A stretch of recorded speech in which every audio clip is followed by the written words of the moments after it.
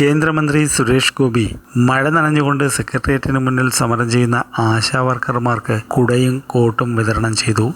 ആശാവർക്കർമാർ കെട്ടിയിരുന്ന tarpaulin police അഴിച്ചുമാറ്റിയതിനു പിന്നാലെ മഴ നനഞ്ഞ് സമരം ചെയ്യുന്നതിനിടെയാണ് സുരേഷ് ഗോപി എത്തിയത്. സമരം ചെയ്യുന്ന ആശാവർക്കർമാരെ സന്ദർശിച്ച അദ്ദേഹം വിവരങ്ങൾ ചോദിച്ചറിയുകയും പരിഹാരം കണ്ടെത്തുമെന്ന് ഉറപ്പു നൽകുകയും ചെയ്തു. രാവിലെ മുതൽ തിരുവനന്തപുരത്ത് നേരിയ മഴയാണ് അനുഭവപ്പെടുന്നത്. പിണറായി പോലീസ് എത്തിയ ടാർപോളിൻ കൂടി അഴിച്ചുമാറ്റിയതോടെ ആശാവർക്കർമാർ ദുരിതത്തിലായി. മഴ ശക്തമായതോടെ റെയിൻ കോട്ടുകൾ ധരിച്ചും മഴ നനഞ്ഞുമാണ് ആശാവർക്കർമാർ സമരം ചെയ്തത്. ഇതിനിടെയാണ് സുരേഷ് ഗോപി സമരപ്പന്തലിലേക്ക് എത്തിയത്. ആശാവർക്കർമാർക്ക് നേരെ ഗൂഢശ്രമങ്ങൾ ഒന്നും ഉണ്ടാകാതെ കരുതൽ കണ്ണുകൾ വയ്ക്കണമെന്ന് സുരേഷ് ഗോപി മാധ്യമങ്ങളോട് ആവശ്യപ്പെട്ടു. വിഷയം പ്രധാനമന്ത്രി നരേന്ദ്രമോദിയെ അറിയിക്കുമെന്നും BJP ദേശീയ അധ്യക്ഷനും കേന്ദ്ര ആരോഗ്യമന്ത്രിയുമായ JP നദ്ദയുമായി ചർച്ച ചെയ്യുമെന്നും സുരേഷ് ഗോപി പറഞ്ഞു.